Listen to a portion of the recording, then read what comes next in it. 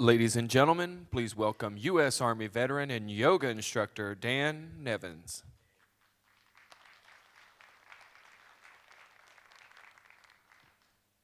The non-commissioned officer's creed begins, "No one is more professional than I." I'm a non-commissioned officer, a leader of soldiers. It goes on to articulate in really soul-grabbing language what it exactly means to be a leader in the United States Army. And in my 15-year career, I did my best to live up to that creed. It was an honor for me to wear the uniform in service to my country. But growing up as a kid in a not so great neighborhood in Baltimore, to be a professional or a leader was something that I never thought I'd aspire to. You know, I remember my first goal was from high school, and that was to graduate high school, so I can graduate with my peers and serve in the Gulf War. But like you guys will remember, before I graduated school in 1991, the war was over. But that didn't stop me from going to 3 nights a week at night school and Saturday morning school just to get enough credits to graduate. Joining the United States Army was probably the best thing I could have done for my life. I became a man wearing the uniform of my country. I learned about being a part of something bigger than myself. I learned the values of selfless service, duty, honor, putting my country, my mission, and my fellow soldiers' needs above mine. I don't have any regrets about my time in uniform. And after 8 years of active duty, I decided to get out and stay in the National Guard, first in Maryland and then in California. And I was the first generation college graduate from my family. And I remember going to school. My first job was as a stockbroker, and I was at that job on September 11th, 2001. A day that shook our nation to the core, and I was a leader in the United States Army with the California Army National Guard. And I remember my boss looking at me, his face was white, and he said, "Do you think you're going to have to go and fight?" And I thought about it for a minute, and then thought about the California Guard compared to Fort Bragg, where I just left. I'm like, no, we're not going to go fight this war. That's for like the real soldiers, the ones that do it every day. We're fires and floods. Like war fighting is not in our purview, but I was wrong. 3 years later, we deployed in support of Operation Iraqi Freedom 2. And I was a squad leader. I got to lead men in combat, something that I thought I'd lost my opportunity to do, of serving 8 years in the peacetime army. And I'll tell you this, we learned some really hard lessons those first few months. You know, but there's something critical about goals. You know, I talked about my first goal, but when the consequence of not meeting your goals is that your best friends die, the amount of human transformation in those moments is absolutely incredible. And I watched that happen for the group of California Army National Guardsmen that became one of the most elite, efficient fighting forces that I'd ever had the privilege of serving with.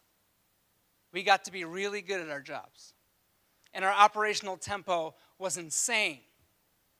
And then on 10 November 2004, just 13 years ago in 2 days, I was headed out for an early morning combat mission. And my life was changed forever when an improvised explosive device detonated beneath my vehicle and shattered my reality.